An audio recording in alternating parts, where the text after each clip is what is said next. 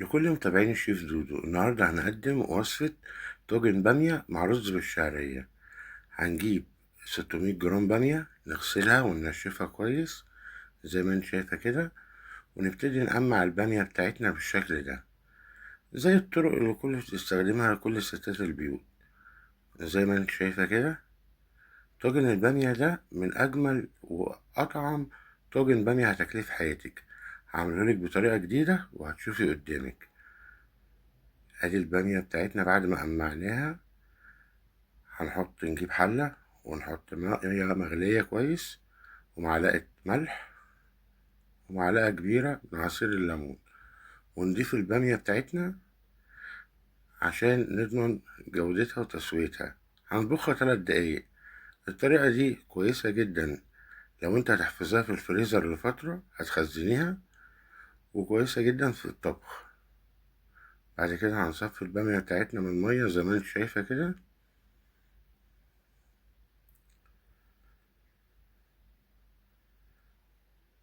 زي ما انت شايفة كده بطريقة بسيطة وسهلة. ممكن تخزنها في أكياس بعد كده، وكده تصبح البامية جاهزة للطبخ.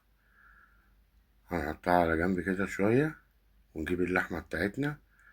ده عرق موزة، نقطعه قطع كده زي ما انت شايفة. ممكن في البامية ممكن تستخدم أي نوع لحمة. هنجيب طاسة، ننزل من معلقتين كبار من الزيت، ونحط اللحمة بتاعتنا. لو عايز تحط زبدة ممكن معلقة زبدة صغيرة، ونشوح اللحمة بتاعتنا كده زي ما انت شايفة على نار متوسطة. نقلبها كده من كل الجوانب عشان تاخد اللون من كل جنب زي ما انت شايفة كده معانا. هنكونوا فارمين بصلة هننزلوا بيها على اللحمة. بعد ما اللحمة لونها يتغير كده ننزلوا بالبصلة بتاعتنا. هنحط كام ورقة لورا كده، ونقلب على نار هادية زي ما انت شايفة كده. بعد كده نحط نص معلقة فلفل اسود، ونص معلقة حبهان يكون مبشور، ونص معلقة كمون، ونص معلقة صغيرة قرفة. دي طريقة جميلة جدا وهتشوفي النتيجة في الآخر. وهنقلبها كده دقيقتين بالتوابل بتاعتنا. بعد كده هنضيف 4 كوبايات مية مغليين زي ما انت شايفة كده، ونغطي اللحمة ونسيبها لمدة ساعة. بعد ساعة هتلاقي اللحمة كده بالشكل ده. هننزله عليها بلتر عصير طماطم، وهننزل بمعلقة صلصة كبيرة،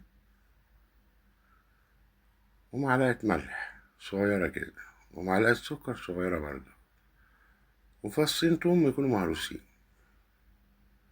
وهنبتدي نقلب اللحمة بتاعتنا زي ما انت شايفة كده. كل ده على نار هادية، الطبخ بتاعنا كله على نار هادية النهاردة. وهنغطيها ونسيبها 20 دقيقة تاخد سواها مع تسبيكة الصلصة زي ما انت شايفة كده. هنلاقي الطماطم اتسبكت معانا. ننزل بالبامية بقى بتاعتنا اللي احنا محضرينها. ممكن تحطي قرن شطة حامي، ده حسب الرغبة، بس بيدي طعم جميل جدا. هنقلبها كده ونغطيها ونسيبها 20 دقيقة كده. بعد 20 دقيقة كده هتلاقي البامية معاكي كده ابتدت تستوي.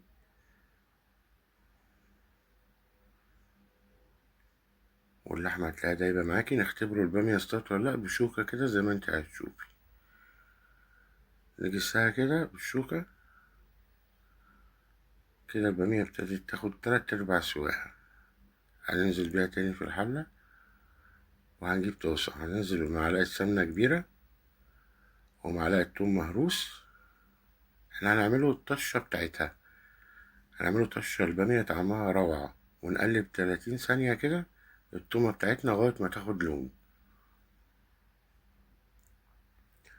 وهنحط نص معلقة كزبرة أو ريحان أخضر عادي، وهنقلب. بتدي طعم، تنقل طعم البامية في حتة تانية خالص. وهنقلبها كده مع التوم زي ما انت شايفة، وننزل بيها في البامية. دي التقلية بتاعة البامية، بتنقل طعم البامية زي بتاعة المطاعم. واديها كده تقليبة سريعة.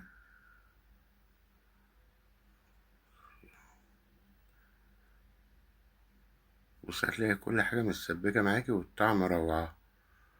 بص كده الشكل.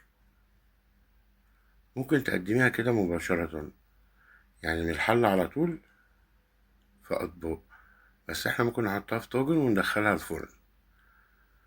في الفرن ندخل بامية على نار عالية، عشان البامية بتحتاج نار عالية. هتديكي كل ما تدوب كل ما هتبقى طعمها أحسن. من فوق وتحت خلي النار عالية زي ما انت شايفة كده بالطريقة دي. طاجن البامية دلوقتي قدامنا بقى جاهز. بامية مستوية واللحمة مستوية، والريحة هتشوفيها ولا أروع روائح من طاجن بامية، أجمل من بتاعة المطاعم والمحلات الجاهزة. زي ما انت شايفة كده هنبتدي بقى نجيب حلة ونعمل الرز بتاعنا. هننزل بربع كوباية زيت وكوباية شعرية، وهنحمر الشعرية بتاعتنا على نار متوسطة كده لغاية ما تاخد اللون الذهبي. أول ما تاخد اللون الذهبي هننزله بثلاث كوبايات رز ومعلقة كبيرة ملح، وهنحط 4 كوبايات مية. 3 كوبايات رز بنحط لهم 4 كوبايات مية، وهنقلب كده على نار متوسطة. أول ما نحس الرز بتاعنا اتشرب كده زي ما انت شايفة كده المية ابتدت تختفي منه، هننزل بمعلقة زبدة ونغطيه لمدة 15 دقيقة ونوطي عليه النار على نار هادية خالص.